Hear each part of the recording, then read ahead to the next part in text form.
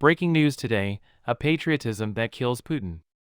In order to increase the number of Russian soldiers deployed to the Ukrainian battlefield, pardoning violent offenders may not be the best option, but according to Russian President Vladimir Putin, the alternative is much worse. Putin is understandably wary of a repetition of last year's partial mobilization because it provoked such a strong reaction against the Kremlin. St. Petersburg, former Moscow police officer Sergei Kodzykurbanov received a 20-year prison term in 2014 for his involvement in the 2006 killing of liberal investigative journalist Anna Politkovskaya of Novaya Gazeta. After serving under Russian President Vladimir Putin's command in Ukraine for 6 months, Kodzykurbanov was pardoned just 9 years into his term.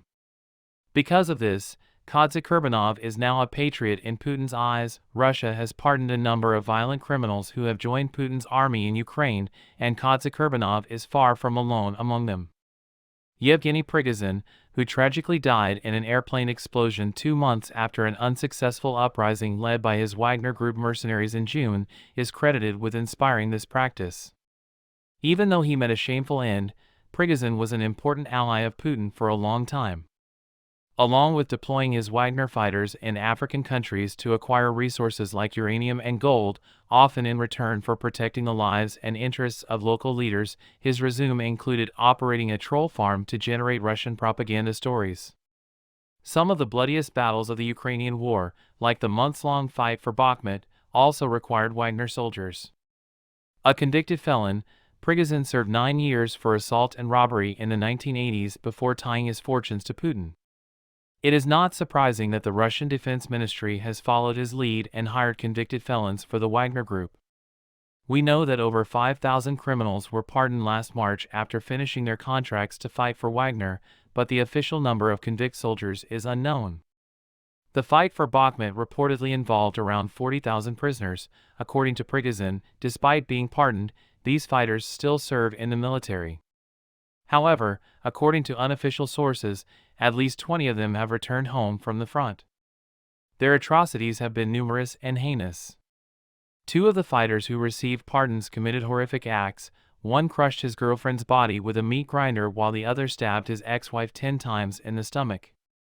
As though it were funny, one patriot recorded himself brutally murdering a friend. Their transgressions are pardoned and they are free to sin once they have served their brief tour of duty at the front.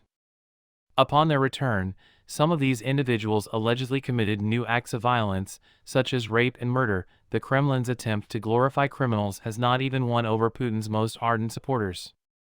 Yevgeny Kuivyshev, governor of the Sverdlovsk region, and Prigozhin got into an argument last year when a local club declined to hold the funeral for a Wagner fighter. As the club put it, if he were a real soldier, fine, but in reality, he was only a former prisoner. While pardoning violent offenders may not be the most appealing option for increasing the number of soldiers available for deployment, Putin sees no worsening of the situation as a whole. Putin is worried that last year's partial mobilization may cause the same kind of reaction. The fact that the Kremlin can satisfy the desires of both Russias by sending inmates is something he is also aware of. Moscow and St. Petersburg residents, who make up the First Russia, can act as if the war does not exist. In Moscow, you can find Russian authors like Boris Akunin and Dmitry Bykov, as well as American and British bestsellers, at Respublika, a bookstore. If you visit a theater on St. Petersburg's Nevsky Prospect and see the American hits Barbie and Oppenheimer, you won't notice that the government forbade them because they not upheld traditional Russian values. Every Russian knows that their reality is precarious. Someone told me that no one knows what traditional Russian values are when I asked a young couple who were watching Oppenheimer. However, they did realize that they couldn't change their reality on their own and that the theater might be closing down for dissidents soon. The Russian people in their many tiny towns and villages make up a different side of the country. Anyone who puts their life on the line for the sake of victory should be honored, and the war in Ukraine is a cause for national pride. A mother gushed, "He fought for his country, and with the money he earned, he took us on vacation to Crimea." I overheard a couple in the Omsk region of Siberia giggling as they told me about their son, a soldier. His lengthy history of incarceration prior to his transformation into a hero was left out of the narrative. It likely makes no difference to them. One can't atone with blood in Russia, according to the Kremlin. Funds are also helpful. The Omsk region offers young men, who are not inmates, a stipend of 195,000 rubles, $2,200, simply for joining the military. In the event of their demise, their heirs will receive over $100,000. They can purchase houses, cars, and more upon their return. It makes a huge difference to the economy in either case. There is nothing new about Russia's duality. An eagle with two heads serves as the state emblem. When compared side by side, the two Russias have seldom been so different.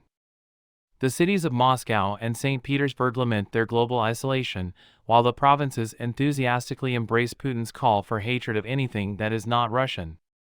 This feeling will become more pervasive outside of Russia's major cities as the conflict continues.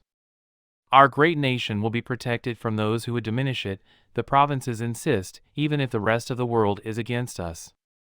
However, the increasing number of pardoned patriots pardoned by Putin is the single most damaging factor affecting Russia's international standing.